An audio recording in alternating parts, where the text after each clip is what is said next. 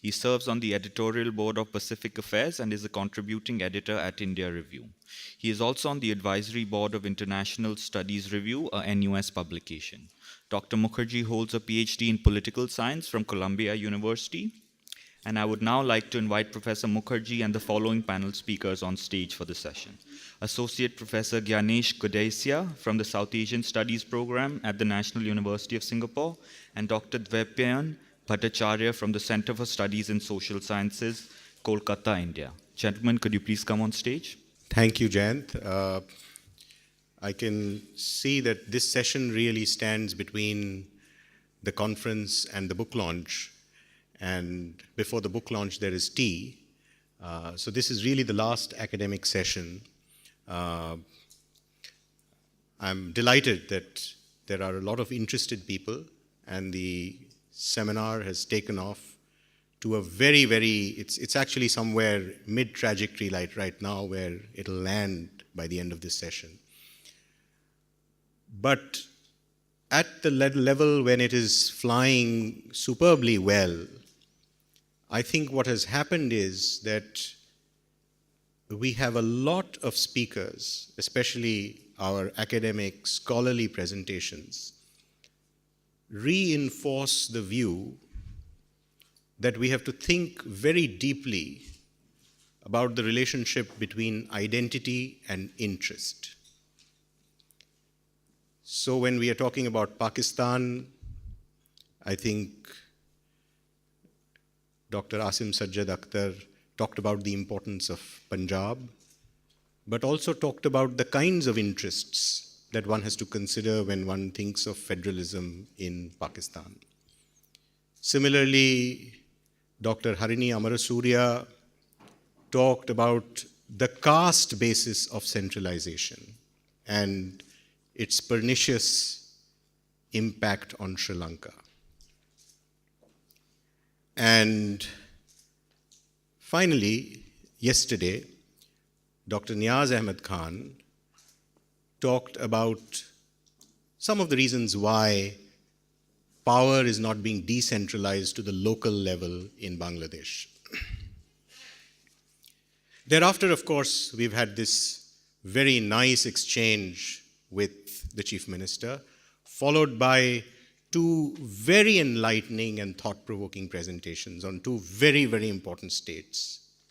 And in the case of Maharashtra, we have heard about the importance of an identity, the Maratha identity, and the connection of identity politics with a bunch of interests, and how that is being configured and reconfigured.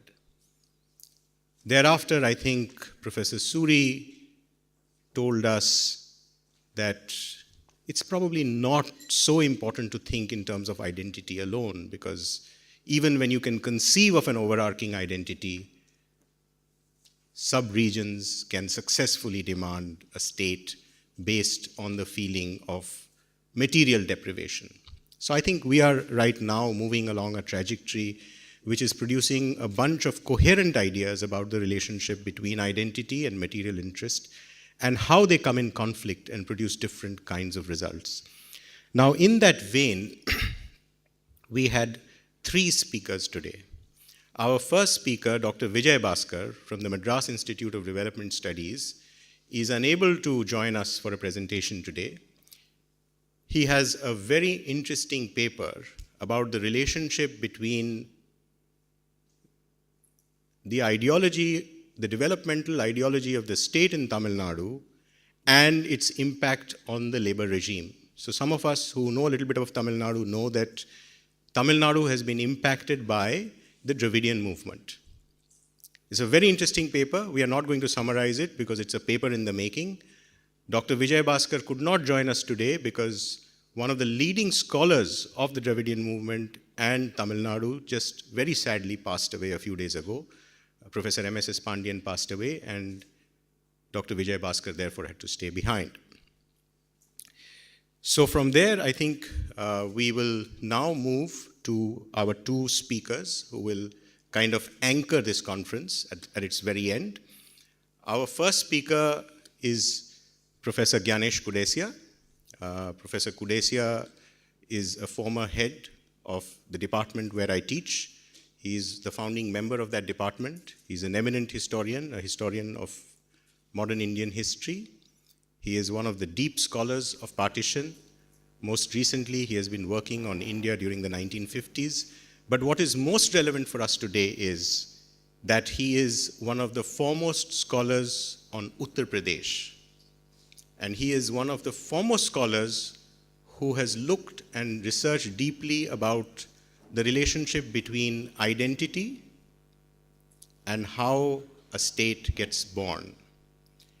So our discussion on identity is going to proceed further with his presentation now, and I now leave the floor to Professor Kudaisya to take this trip further towards our landing. Professor Kudaisya, please. One of the nice things about this conference is the idea that states in India have different trajectories, and these trajectories give a distinct character to the states. They are on different paths, and there is a certain dynamism in the federal system that we have in terms of creation of new states, how states find their way, what distinct characteristics they have. So let me begin by explaining some of the keywords in my title today. So you will find the word title. My presentation is on Uttar Pradesh, one of the key states of North India, often referred to as a political heartland. I use the word heartland within inverted commas because through my work, through this presentation, I will try to deconstruct the idea of the heartland. But for the time being, we use the word heartland in the sense most Indians understand it, as an electoral heartland. I use the word conceit. This is something which I'll explain later. I use the word trajectories, and I use it in a plural sense. So there is more than one trajectory which I'm going to talk about. As I said that, when one talks about trajectories, one is also thinking about a temporal movement, a broader timeline. And my take on this topic is as a student of history, not as a political scientist. So in some ways, I'll be looking at a longer time frame in terms of when I talk about the past or when I talk about the future. So with these preliminary remarks, I think I just want to give you a sense of how my discussion is organized. In the first part, I really want to talk about the idea of the heartland. This map that you see here, which shows the political boundaries of the state of Uttar Pradesh, but within this, there are distinctive sub-regions. Each of them has a distinct identity. So you can find Uttaranchal, which is now the present, corresponds to the hill regions of UP, now carved out as a separate state of Uttarakhand. Then you have Harit Pradesh. This is the western part of UP. There is a demand for the creation of a western UP state to be called Harit Pradesh. There is Rohilkhand, which is in the central area. There is Bridge, which is a distinctive region, sub-region, which has its own dialect. Bundelkhand, again a very distinctive region with a very organic history and its own tradition. There is a central part of Awadh and the eastern part of Purvanchal. So there are distinctive sub-formations within UP. And this is one thing to recognize. The second thing to recognize, the second part of my discussion will be on two trajectories. Although it's one state, but it has two trajectories, a political trajectory and a developmental trajectory. So these are the two trajectories I hope to touch upon. And then I want to ask the question why the political trajectory and the developmental trajectory are so different. Why is there a divergence between these two trajectories? And possibly offer some sort of ideas about why this divergence happens and what might be, what could we expect in the future. So this is roughly what I hope to cover. When we think about UP today, or when we, this conference, everybody has been talking about the transformative moment of 2014. And Professor Mehta yesterday talked about, the enormous expectation and which exists throughout India and across, beyond India, beyond the boundaries of India, about the moment of transformation.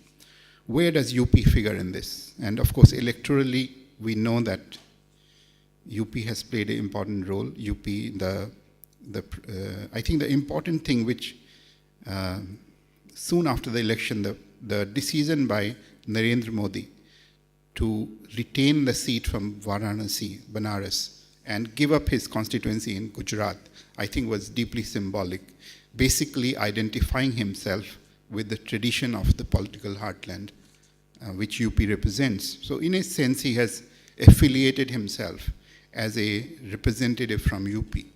And by doing this, I think he is identifying himself with the heartland tradition of UP. Now, we know that out of 282 MPs, which the BJP has, in the Lok Sabha, 71 come from UP. 1 out of the 4 BJP MPs, every 1 out of the 4 BJP MPs is from UP. In terms of cabinet representation, in the initial cabinet which was formed and then the expanded cabinet which is now in place, 13 berths out of 65 have gone to people from UP. So UP contingent is the largest in the Narendra Modi government. So all these are, I think, facts which are quite well known. I'm just trying to,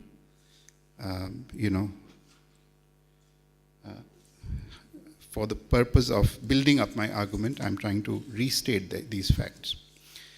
So the political trajectory of UP is rather well known, especially to an audience such as this, which is very knowledgeable with a deep interest in Indian affairs. We know that 9 out of the 15 prime ministers in independent India have come from UP. Collectively, they have led India for 47, almost 48 years out of 67 years since independence. No political formation can have a stable government at the center without control over UP. Out of the 15 prime ministers, there have been political figures with substantial tenures, people like Jawaharlal Nehru, Indira Gandhi, Rajiv Gandhi, Atal Bihari Vajpayee. But there have been shorter periods of prime ministership of Lal Bahadur Shastri, Charan Singh, VP Singh, and Chandrasekhar, who have had shorter terms. Some of them have had unstable terms. So what I'm really highlighting is the political trajectory of UP as the electoral heartland.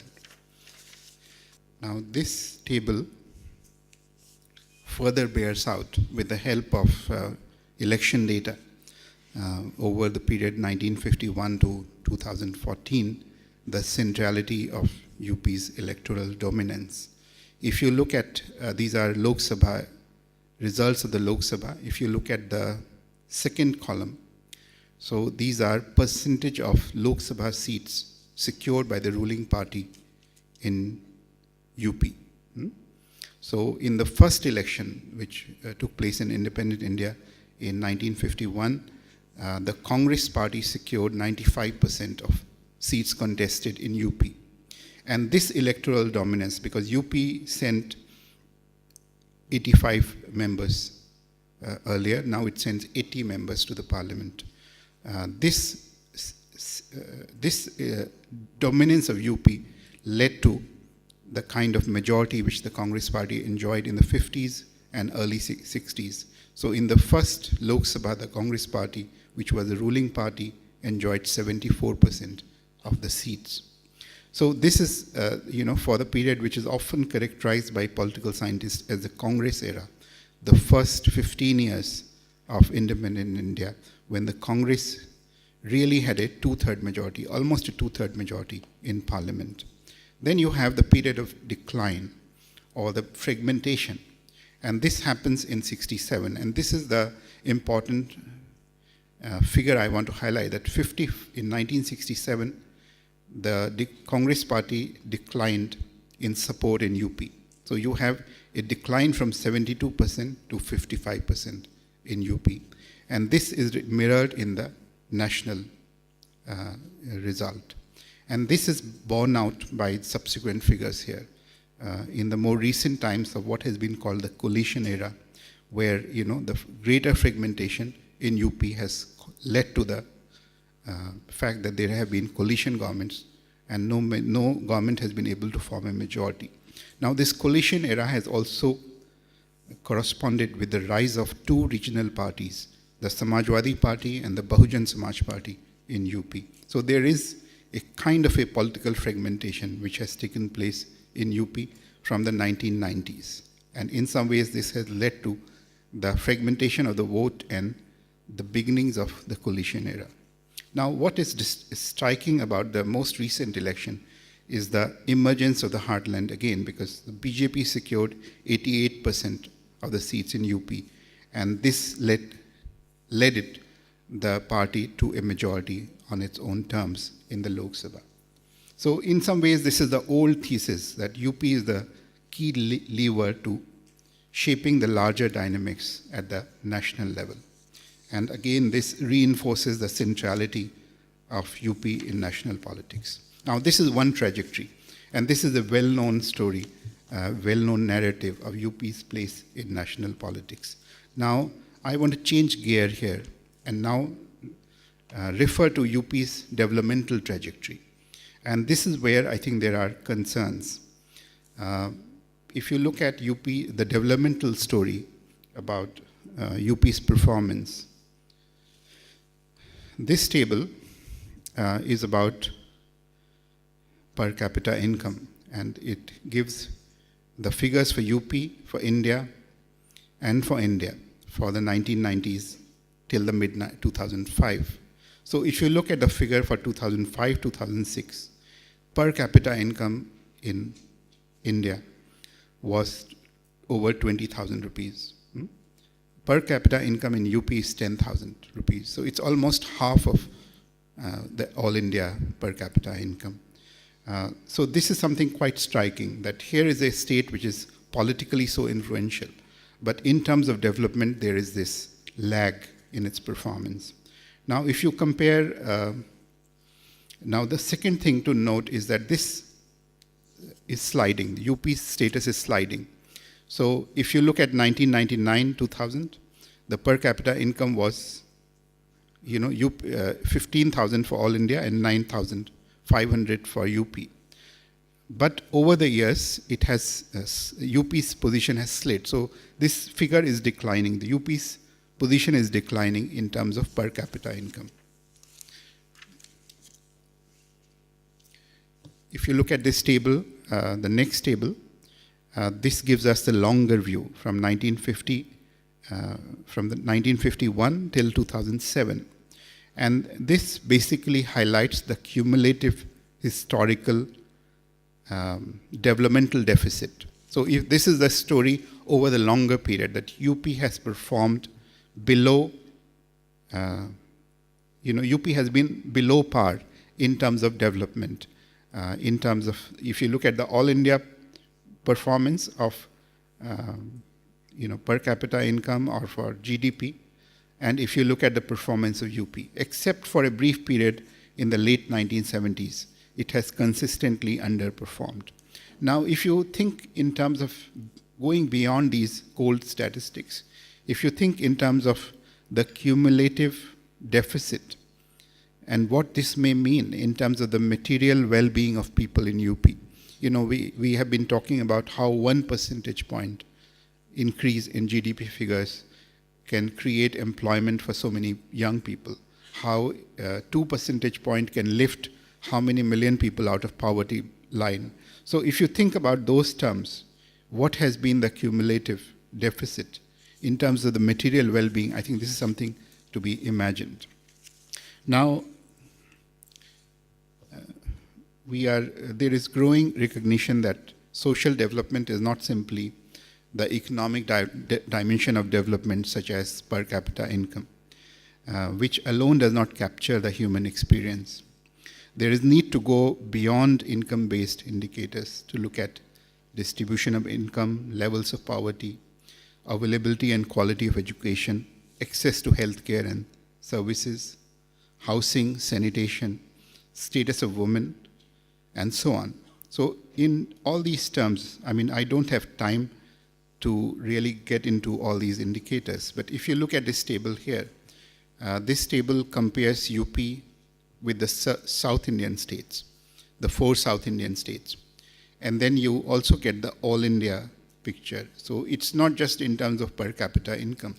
It's also in relation to poverty, the incidence of poverty, the incidence of illiteracy, and in terms of the overall Human Development Index. There is substantial work which has been done by John Rez and Harris Gazdar, which looks at education and health in UP, and which has very extensively documented what they call resilient governmental inertia, the failure of the government in areas of education and health. So now this leads me to the big question which I want to pose, and I don't have an answer to this question, but I certainly feel that this is a question which needs to be posed. That you have one state with 2 trajectories, a political trajectory of conceit, of this whole idea of being the most important political state, politically the most important state of India, and a developmental trajectory of deficit as one of the country's worst performing states. And how is it that these 2 trajectories, why is it that these 2 trajectories diverge? And I think this is the big question, this is the big puzzle which scholars of UP need to answer. And what I hope to do in the rest of the presentation is to really point to some possible explanation. What could be the possible explanation to this puzzle?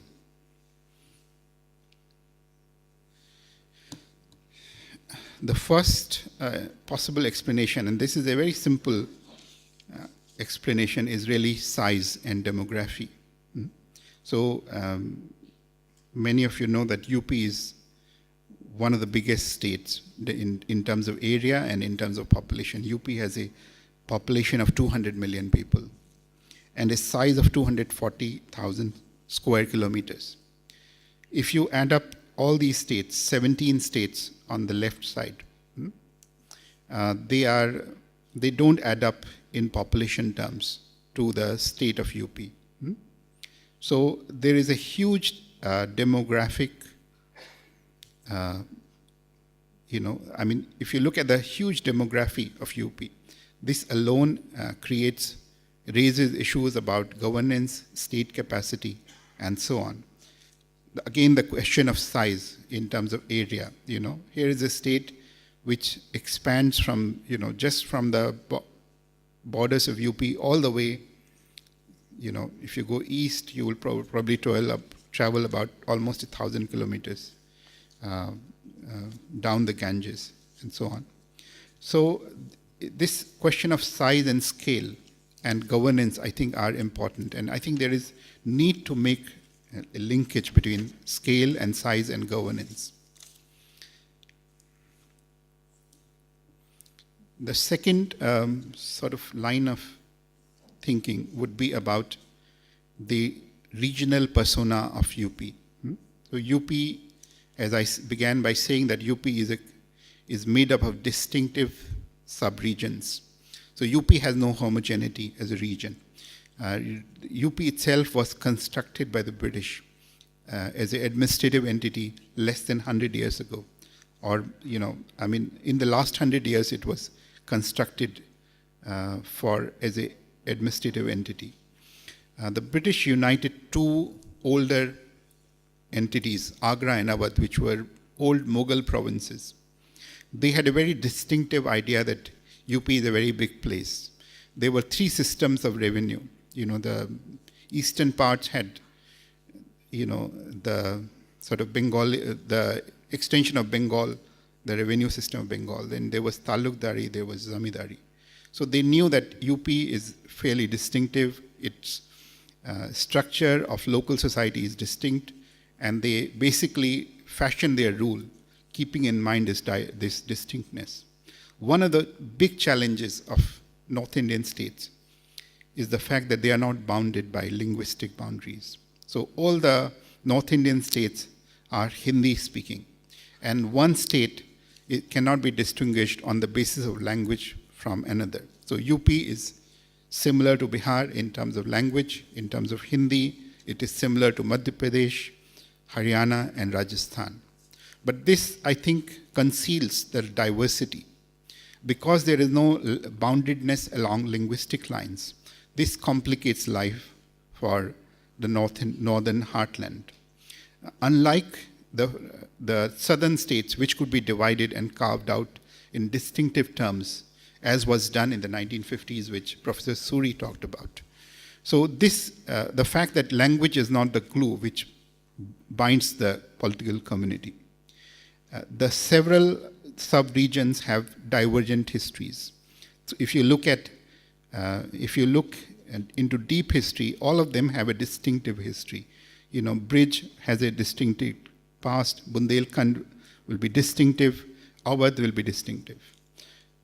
So in some ways, this construct of UP is itself an artificial creation.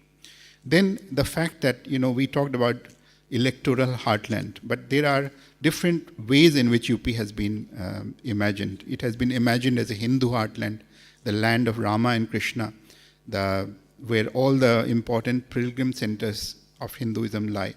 It's been imagined as a Muslim heartland, because it was here that the movement for a separate Pakistan was based as a nationalist heartland by the Congress, and now increasingly as a Dalit heartland because of the assertion of the lower caste communities in UP. Rahul, how am I doing for time? Okay. So in some ways there is I think the regional personality of UP needs to be critically examined. The third possible explanation could be the absence of sub-nationalism in UP. The fact that UP has no distinctive regional identity.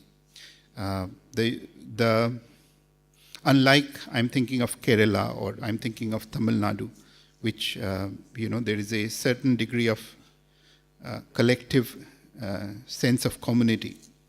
And regionalism, of course, can be defined as a collectivity of people living within an existing state who express a strong sense of identification within a nation. So there is work done by a young scholar, Prerna Singh, who has done a thesis at Princeton, which makes this argument very strongly that sub-nationalism plays a very important role in development. She has done a comparative study of Tamil Nadu and Kerala and UP and Rajasthan. The fact that a collective regional identity can act as a dynamo for governmental action as well as popular mobilization with regard to social development. The glue of collective subnationalism, cohesive subnationalism, can generate a vision of a shared destiny and a desire for collective welfare. UP does not have this strong sense of identity, and the leaders of UP and UP politicians behave in a certain way. So UP politicians, because their politics is so closely embroiled in the national stage, they often behave when they move on to the national. Firstly, they have ambitions of being on the national stage. Secondly, when they come onto the national stage, they do not identify with the state. They behave as national leaders and disassociate themselves from the state. Secondly, there is a problem with UP's regional parties, the Bahujan Samaj Party and the Samajwadi Party, who are actually based in UP, but they do not behave as regional parties. I'll come to that in a little while. And in some ways, their commitment to a regional agenda for UP is a bit suspect.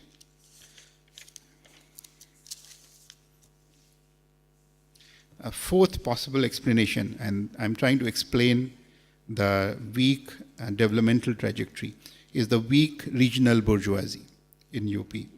So UP, of course, was quite well placed in terms of development at the time of independence. It had major industrial hubs in Kanpur, Modinagar. Over time, however, through the 50s and 60s, some of the UP-based industrial houses have declined. I'm thinking of the Singhaniyas, the Modis, the J.P. Srivastava group. There have been new entrants like the Sahara group, which is now embroiled in trouble. There is the JP group, which is fairly dynamic, but it is not large enough. It does not figure, for example, in the list of the 50 top corporate houses. In fact, if you look at the 50 top corporations in India, none of them is based in UP. The older corporate players like Birlas and the Tatas invested in UP in the 50s and 60s, but they have not really expanded their investment. There is a lot of evidence about power sector woes, political instability, political corruption, and so on, how it is difficult to do business in UP. All this has led to the decline of UP in terms of industrial performance. Of course, there is clustering around new hubs like Noida and Greater Noida, but there are questions which remain about outward economic flows. So in some ways, we are saddled with these kind of problems.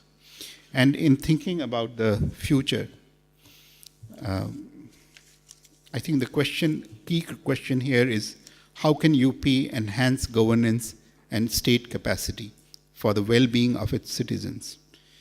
It seems to me that there are two possibilities looking ahead.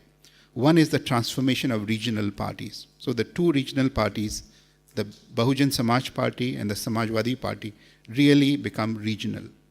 They focus on UP, stop thinking about the national arena. And the second is the possibility of the reorganization of UP. So in terms of the first, I think I remain somewhat, the Bahujan Samaj Party, for example, in the most recent elections, Lok Sabha elections which took place, it contested 503 seats all over India. So it did not focus its energy on the 80 seats of UP, but was contesting, stretching itself thin all over India. So similarly, the Samajwadi Party also contests throughout India. The BSP, in fact, contested in the Vidhan Sabha, in the state assemblies of Delhi, Haryana, Himachal Pradesh, Madhya Pradesh, Maharashtra, Punjab, even Tamil Nadu. The Samajwadi Party also contests across different states. So they don't really focus on UP. If you see what is the position of Mulayam Singh Yadav, he does not sit in the UP assembly. He sits in parliament as a member of parliament. So does Mayawati. She sits in the Raj Sabha. After losing power as the chief minister of UP, she decided not to sit in a position in the UP assembly, but sit in the Rajya Sabha. So in some ways, I think the second possibility of reorganization of UP is something which is to be considered more seriously. And in this, I just flagged the sort of timeline about the reorganization of UP. In the 1940s, there was the demand for a separate hill state, which was raised. In the 50s, there was a lot of discussion about what should happen to UP. For example, 94 MLAs from Western UP wanted a separate Western UP state to be carved. This is in the period when the States Reorganization Commission was in place. In 1955, one of the members of the States Reorganization Commission, K.M. Panikkar, submitted a minority report in which he proposed UP's bifurcation. In 1955, Dr. B.R. Ambedkar, one of the founding fathers of the Indian Constitution, a Dalit leader who unfortunately we don't really look upon him as a nation builder. We have sort of reduced him to a Dalit leader, but I think if you look upon him as a nation builder, we need to take his ideas more seriously. So Ambedkar proposed the reorganization of UP in 3 states. Then in 2000, the hill districts of UP were separated into Uttarakhand. And more lately, in 2000, there has been some degree of, demands have been raised for creation of Harit Pradesh, a western UP-based state. And in 2001, Mayawati raised the demand for the breakup of UP into 4 parts. So some of these ideas, this is a map of, which is actually, this is a map which was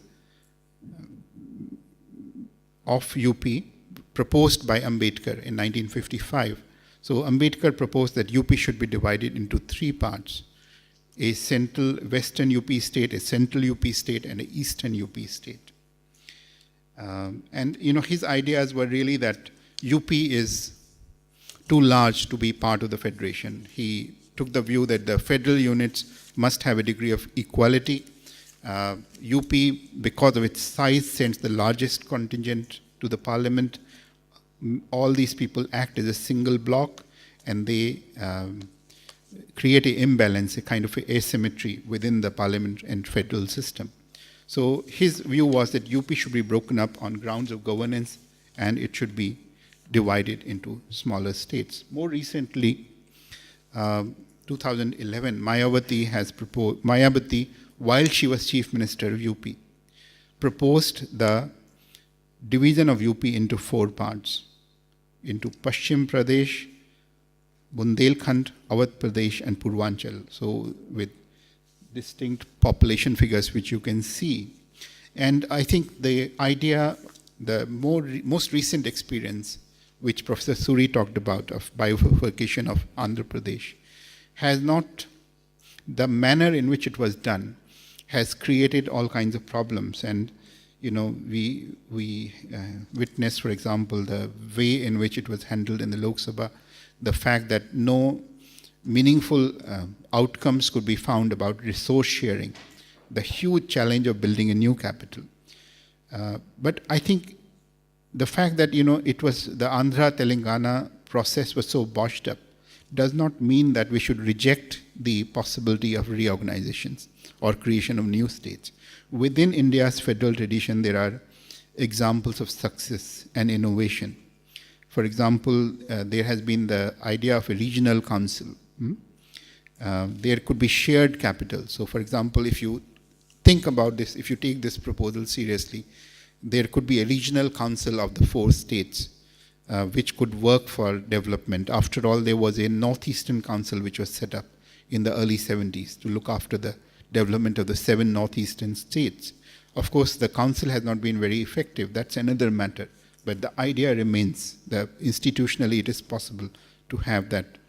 There can be 2 capitals with shared governors. You can have 4 states with 2 capitals.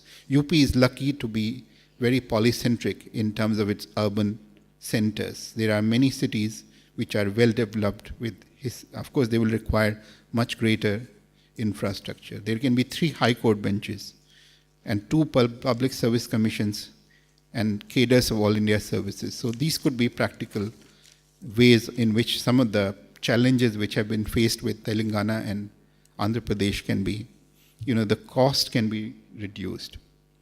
So let me just sum up. What I'm trying to argue is that politics in UP must move away from the idea of the heartland. Because this idea of the heartland has not served the state well. It's not served the citizens of the state well.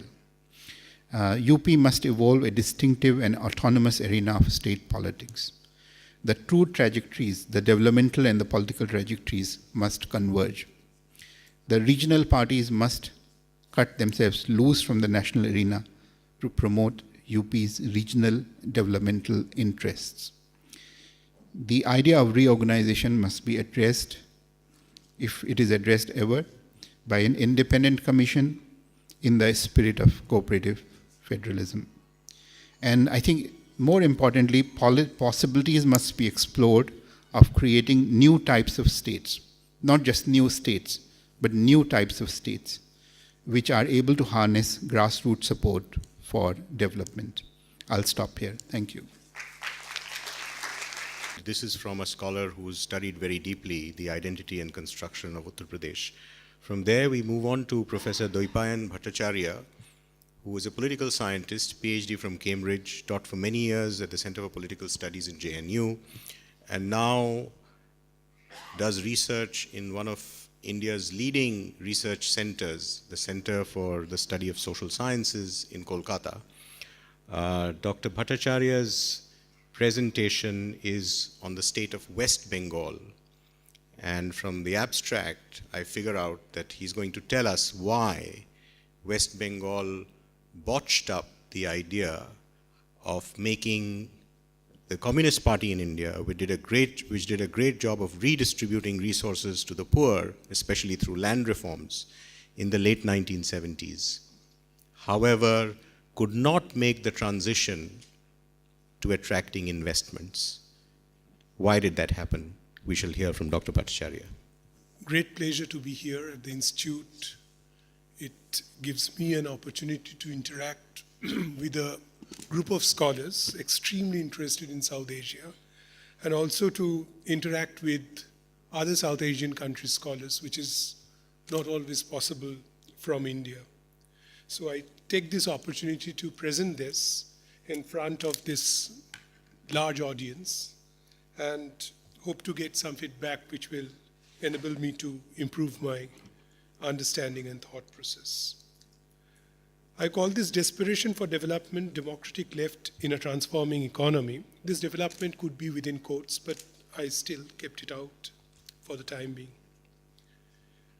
In this paper, the principal question is how to understand the problem of industrializing a vastly agrarian country in the conditions of popular democracy.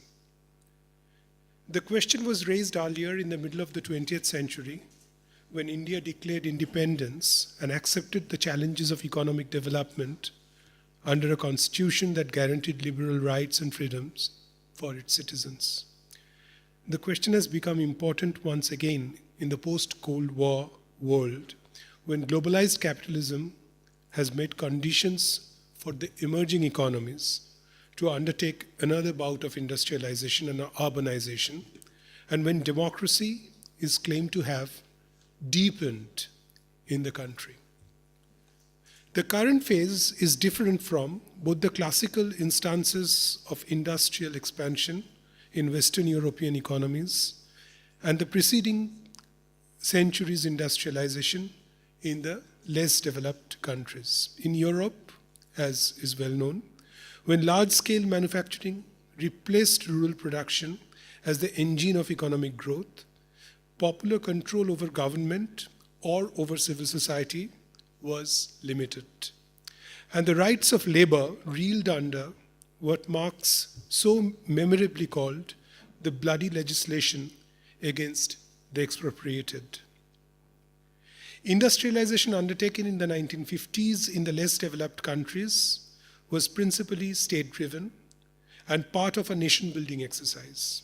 So in India, despite the prevalence of electoral democracy and labor stridency, as Vivek Chibber has shown in his work, it was possible for the ruling classes to tame the population and pose the supposed interest of the nation as supreme while strengthening private capital.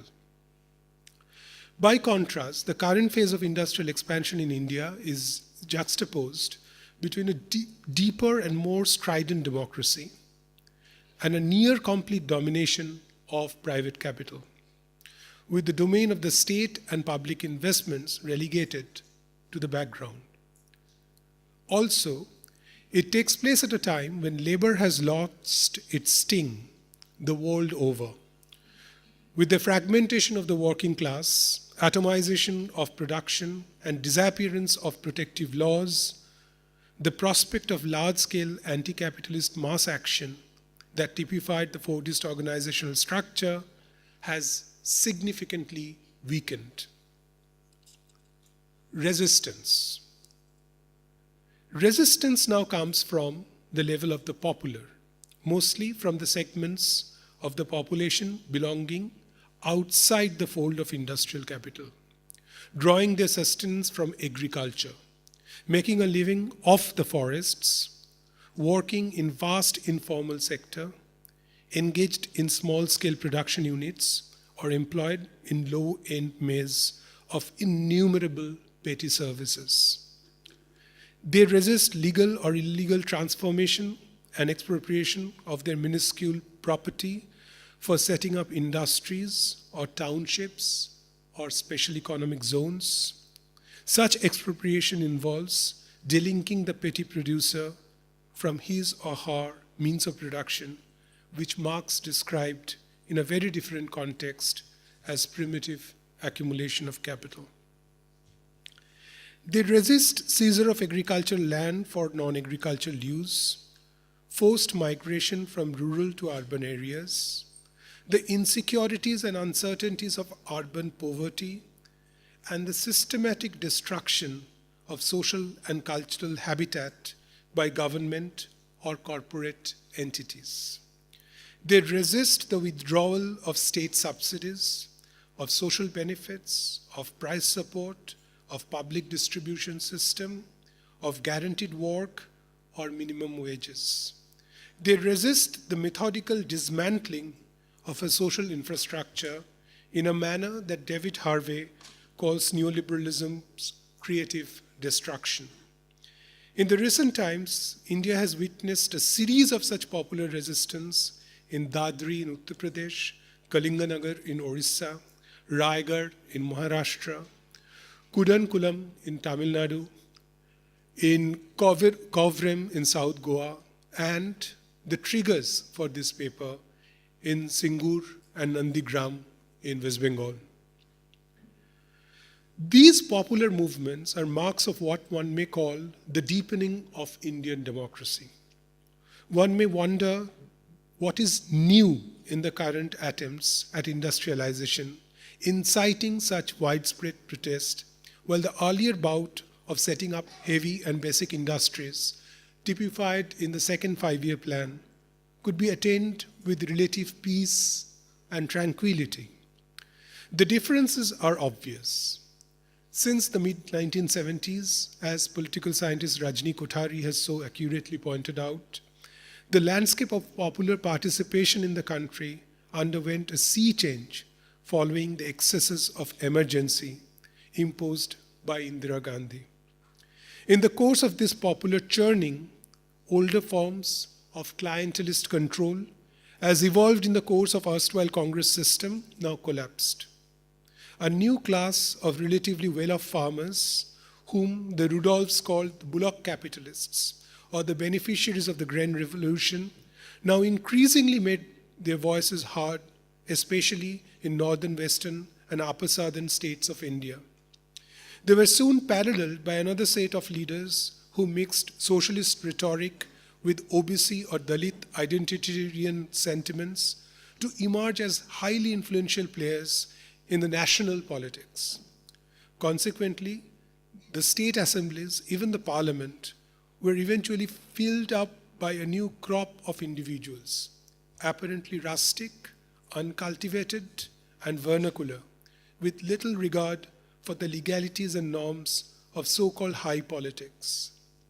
Coupled with the incredible improvement in communication technologies with satellite television and mobile telephony, the inclusion of these new popular segments within the orbit of democracy now made possible the making of a voice which was nowhere present in the first 3 decades of independence. This voice is all but prepared to accept state or corporate policies as unilateral imposition from above. Now, these forces are, of course, represented by certain political parties which could be in league with some of these corporate forces. But the kind of energy it has unleashed, that cannot be completely co-opted. Second section is economy. West Bengal took a different route to attain its democratic depth in the period following the emergency. It elected a left-wing coalition to power that did not adopt Green Revolution as a capital-intensive mechanism. Rather, it sought to achieve agricultural growth through institutional reforms, land reforms in particular. It implemented the sealing laws, distributed surplus land among the landless, and guaranteed the security of tenure to the sharecroppers by recording them often against the vicious will of the landowners. Up to 1977, when the left took charge, only 59.8% land already vested in the government was actually distributed. By 1990, the proportion rose to 71.92%. In all, about 2 million got 0.5 acres each. The extent of success in this can be measured when put in the context of the country as a whole. With only 3.4% of the country's total cultivable land, West Bengal's share of land distribution was as high as 18.7%. With only 5% of the country's intended beneficiaries, West Bengal's share of actual beneficiaries was about 50%.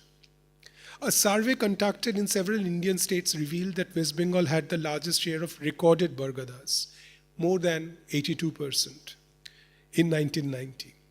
In the 1980s, the first decade after initial reforms, the state recorded an estimated annual growth in food grain production by 6.5%, the highest among the country's 17 major states. This, however, followed a decade of impasse in the 1990s, when the growth dipped to 2%. Yet West Bengal in the early 2000s ranked third from the top in agricultural intensity among all Indian states. While the record card for agriculture during the 3 decades of left rule in West Bengal was not too bad, in the field of industrial production, for reasons we cannot go in here, the state witnessed a steady decline. Between mid-1980s and 2001, investment of industrial capital increased by more than 7-fold in the country. In West Bengal, it grew by only 4-fold. Over the same period, the country witnessed a rapid rise in the number of industries, while in West Bengal, the number of people employed in industries actually dropped by almost half. Worse still, the state continued to have a share of sick industries larger than the national average. Also, while in the first decade of economic reform, the share of manufacturing expanded in the country, it actually shrunk in West Bengal. Between 1971 and 2002, West Bengal's share in the country's total number of factories dipped, so did total employment and net industrial value addition. In 2004, industrial investment in West Bengal was 4.9% of total investment in the country, falling behind Maharashtra, Gujarat, Tamil Nadu, Karnataka, Andhra Pradesh, Orissa, Uttar Pradesh. This contrast between agriculture and industry produced a curious situation in West Bengal. Agricultural surplus was produced, but it lacked adequate market. People had spendable income, but lacked avenues for making sustainable investments. Younger generations from peasant families with some bit of schooling developed higher aspirations, but lacked opportunities to move outside rural regions.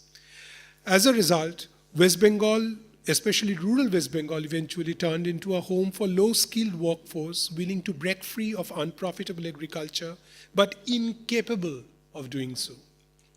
A tiny section of adventurous lot migrated to other states for job in manufacturing, construction, or handicraft industries.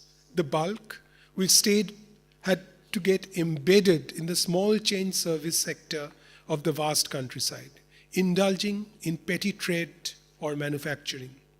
The bottom line was this. In 2005, agriculture's share in the state's population was 65%. While its share in the economy was a measly 26%.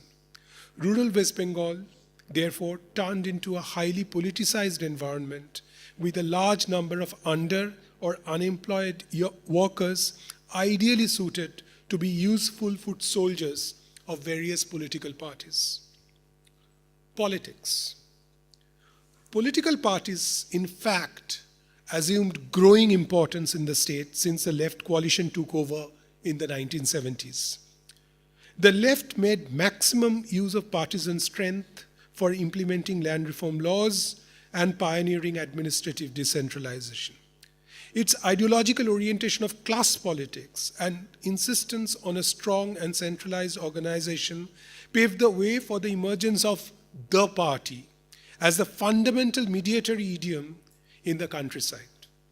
While in other states, individual leaders or identity-based associations or even cooperatives, as in Maharashtra, had a much larger role in defining the public sphere, in West Bengal it was always the collective hold of the party that superseded all other associations or individuals.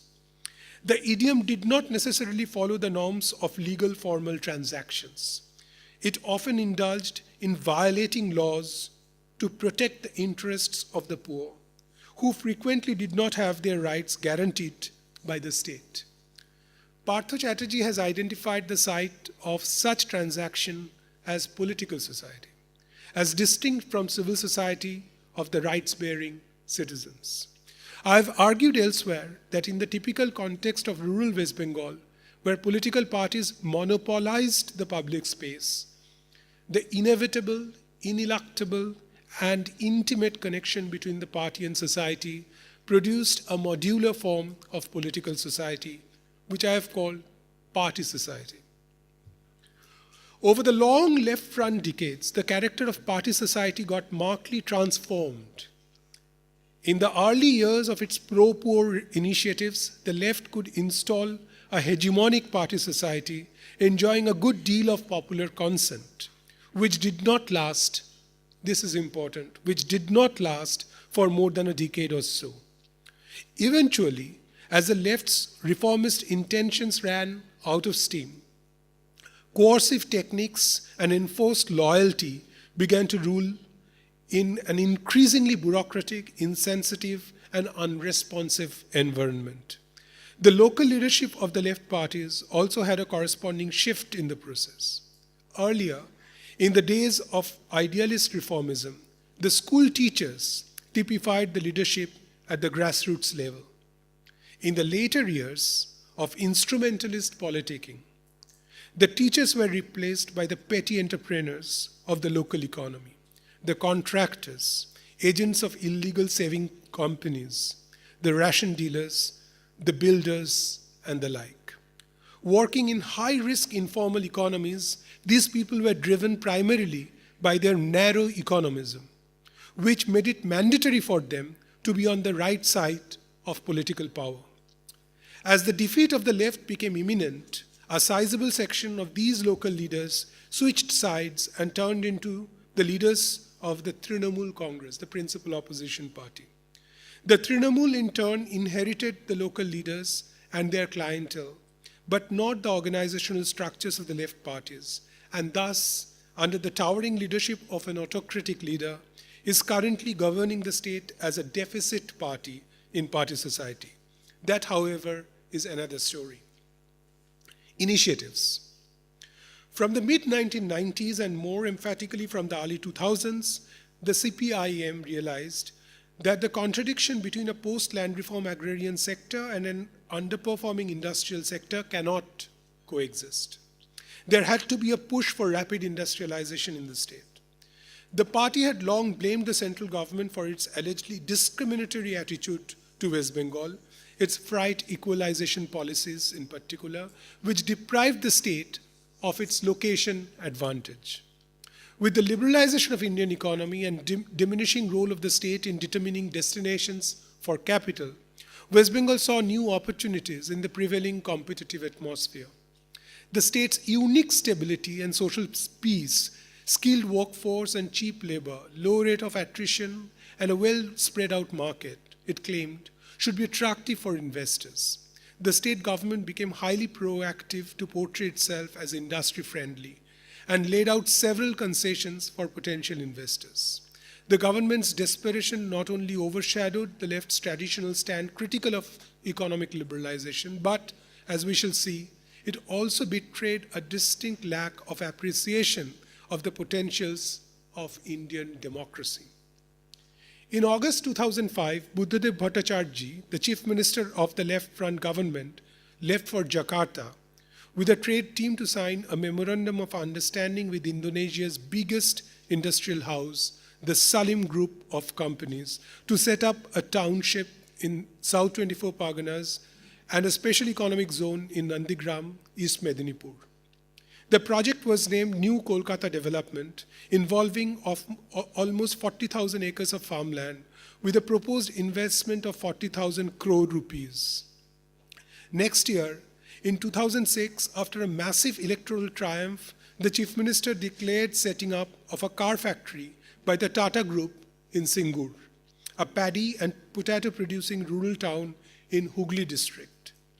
The project, located some 45 kilometers northwest of Kolkata, was to acquire some 1,000 acres of agricultural land from 6 Maujas. Both the proposals triggered off an unprecedented bout of popular protest in West Bengal against the acquisition of farmland. For the first time, the left government appeared as inimical to the interests of the peasant classes. Mamata Banerjee and her Trinamool Congress reaped maximum benefits from these protests and eventually galvanized a formidable strength that ousted the left from the state power after 34 years of uninterrupted rule. I have detailed elsewhere the events that led to the protest and the state repression that followed. Here, let me summarize a key debate within the left to highlight its inadequate understanding of the dynamics of popular democracy in contemporary India. Debate. Of a surfeit of polemical exchanges on the peasant protest and state reaction in Singur and Nandigram, I select here the one between economist Amit Bhaduri and Chief Minister Buddhadev Bhattacharya. Bhaduri's is a radical left criticism of the government's industrialization policies. By contrast, Bhattacharya, a Politburo member of the CPIM, defended his government's action by explaining the urgent need to invite private investment in West Bengal. I'd argue that both these positions, apparently bipolar as they are, suffered from a common fallacy. Both undermine the potentials of populist protest in Indian democracy that render any unilateralism on the part of the state or the market ineffectual. Bhaduri wrote 2 essays criticizing the model of development adopted by the Indian state in the post-liberalization period, on which both the right and the parliamentary left, he alleged, had converged. The model assumed that a high rate of economic growth would eventually produce a trickle-down effect, bringing economic benefits for the country's entire population, the rich and the poor, the urban and the rural. By assigning the leading role to private corporations, the new scheme expected the state to facilitate acquisition of large tracts of land on which capital-intensive industries and special economic zones could be set up, and to coerce any popular resistance against these projects into submission. The model, he claimed, was fully on display in Nandigram and Singur. For this, in what he called internal colonialism, the real aim was to dispossess the majority of the poor for catering to the insatiable greed of a minority rich. Bhaduri anticipates 2 possible political outcomes from this model of development.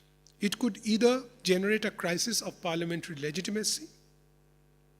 No regime that propagated an urban-centric development in countryside, in contemporary India, was returned by the electorate either in the state or at the center, or it could create possible crisis for parliamentary democracy itself, as illustrated by the Maoist upsurge in the tribal areas. Calling the new economic policy terroristic, Bhaduri offered 3 concrete suggestions for the consideration of the left parties. They should adopt a selective approach to globalization with a focus on the internal market, demand full employment by making agriculture and rural economy the center of economic dynamism, and fight to scrap the fiscal responsibility and budget Management Act of 2003, which, as desired by IMF and the World Bank and the multinational corporations, reduced public expenditure on health, education, and other welfare needs of the poor. By contrast, Buddhadev Bhattacharya presented the left governmental perspective at a CPI meeting in February 2007. He declared that there was no model of development for his government to adopt. It was on an untraveled path in an economic system not amenable to his party's ideology. The agrarian success of West Bengal, he maintained, generated a good amount of disposable cash in the rural areas, turning them into a huge market for consumer goods. And I quote, "Our Kisans possess the highest purchasing power of industrial goods in the whole of the country today in the retail sector, be it cement, radio, cycle, motorcycle, or apparel," unquote. Arguing that, again I quote, "the transition from agriculture to industry is an inevitable phenomenon both in capitalism and socialism," unquote. The Chief Minister highlighted the crisis that West Bengal would face if government failed in its responsibility to modernize agriculture and create opportunities for those waiting to move out. With the rising demographic pressure on agricultural land, which was also getting fragmented. Moreover, the rising input costs made agriculture less remunerative, with little investment in infrastructure such as refrigerated sheds, transport, and food processing, etc. Huge amount of perishable produce was routinely getting wasted, etc., etc. Industrialization, from this standpoint of the government, was not a matter of choice. The main challenge had to be overcome: the paucity of capital and of land. While there was nothing unusual in the state's demand for capital, West Bengal, with a high density of population, had a serious problem with land availability. The state had only 1% of its land as fallow, against 17% in the country, 13% under forest cover, 23% under urban and industrial settlement, and vast 63% under intense cultivation. To set up industry, Bhattacharya pointed out, acquisition of agricultural land was unavoidable. Barely 5 weeks before his police would open fire on the protesting peasants in Nandigram, the Chief Minister promised, and I quote, "We are committed to protect the interests of the farmers. If land needs to be taken, it will be done by providing those owning and dependent on land a fair deal without coercion," unquote. Evaluation. Bhaduri was right when he said that the present model of growth as development was not going to accommodate the displaced labor in modern industries, and it was an illusion that enough jobs would be created. He was also right when the model had to have a strong bipolar effect on the society, creating a wedge between the rich and the poor. He was, however, unrealistic to assume that a rupture was inevitable. Such ruptures in the form of a war or revolution were indeed the nodal points of history of European capitalism. But the Indian case was clearly different. Conditions of universal suffrage, a liberal constitutional regime, and the need to conform to global standard of human rights made it not just necessary but also possible to politically manage such ruptures in the interest of capital's reproduction. On his part, Bhattacharya seemed right in arguing that his government could not transcend capitalism. He was also right that West Bengal's industrialization had to rely on private capital, as there was no alternative source of finance within the present economic arrangement. He was, however, wrong in assuming that industry was to radically displace agriculture as the future. Instead of posing himself as a facilitator for West Bengal's industrial transition, a left chief minister's firm emphasis should have been on representing the multitude whose livelihood was threatened by big corporate interests. That the left completely failed to understand this political responsibility was revealed even when the chief minister admitted that, quote, "there was a mistake in Nandigram on the part of the local authority for it initiated steps without informing the local people, unquote.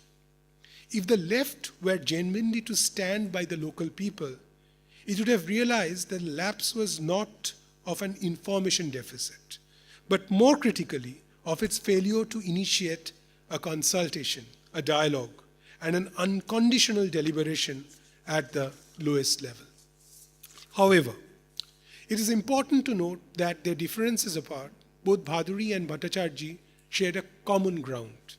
While one opposed capitalism as a radical left critic, the other facilitated capitalism as a modernizing chief minister. But both held a universal conception of capital essentially derived from its European lineage. In this understanding of capital, it is universally capable of subsuming all pre-capitalist economic forms, for better or for worse. Some perceptive walks on Indian democracy of late have questioned this perspective. They emphasized on the different trajectory of capitalist industrialization in the country, in which conditions of democracy necessitate a certain negotiation with pre-modern, pre-capitalist, grossly political, and even extra-market agents and processes. The message is, it is impossible to understand India's economic transformation without bringing the uncharted potentials of democracy back in, without acknowledging the capacity of popular politics to scuttle every existing script derived from other histories and other places. The driving concern in this crop of sociological and historical writings has been the distinctive elements that typify the making of India's post-colonial institutions and practices. Various shades of modernization theories expected India to overcome its historical lag with the West by catching up, an idea that Sudipto Kaviraj has shown is premised on the assumption that all processes and institutions of modernity are functionally coeval. Let me not, instead of reading this out, let me just summarize this part. I am drawing upon the works of Sudipto Kaviraj, Kalyan Sanyal, Partho Chatterjee, and Dipesh Chakraborty. And all these works, as varied they are, they converge on one particular theme. That is, it is impossible to understand India's political economic development if you draw your models from somewhere else, because something very special is happening. For Sudipto Kaviraj, he talks about this sequential understanding of modernity, instead of a symmetric understanding of modernity, which the liberal kind of political theory would push us in that direction. Kalyan Sanyal talks about the reversal of the primitive accumulation process. And he says that in the need economy, it's important to recognize that a non-capitalist need economy survives in India. And it is in the interest of the polity itself, because without this need economy, even self-perpetuating capital cannot sort of continue. This is again critiqued by Partho Chatterjee, who says that, you cannot reverse primitive accumulation, but you can reverse the effects of primitive accumulation. And he looks at Indian economy through the prism of what he calls corporate and non-corporate capital and the dynamics between these two different entities.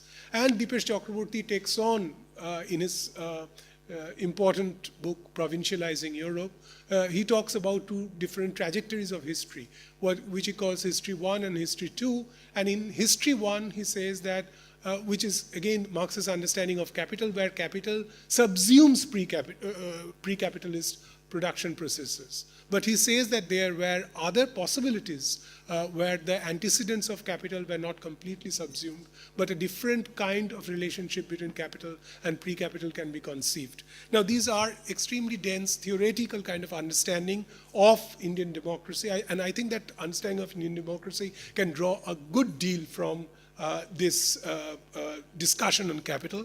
And so I'm trying to sort of apply some of these categories in saying that ultimately it's very important for economic transformation to have a clear understanding of the differences. Now, I will just conclude with the last paragraph that the possibility of such democratic transactions, if one recalls the debate between Bhattacharya and Bhaduri, was patently missing in the understanding of the ruling left and its radical critics. Contrary to what Bhaduri suggested, the protests in Singur and Nandigram did not signify a possible crisis for parliamentary democracy. They more accurately illustrated an instance of pushing institutional democracy to its limit for a populist cause. Neither is, quote, the transition from agriculture to industry is an inevitable phenomenon both in capitalism and in socialism, unquote, as suggested by Bhattacharya. The end of history is not yet written, and the battle for democracy is still on. A top-down dictum of historical inevitability can scarcely steer the unpredictable course of popular resistance. A failure to value this indomitable democratic content of India's economic transformation has unseated many regimes in the past. When you see that regimes talk about 20 years hence or things like that, you ask yourself 20 years hence who will be where? The democratic left in West Bengal, despite 3 decades and a half of repeated renewals, was no exception to this iron law of Indian politics. Thank you.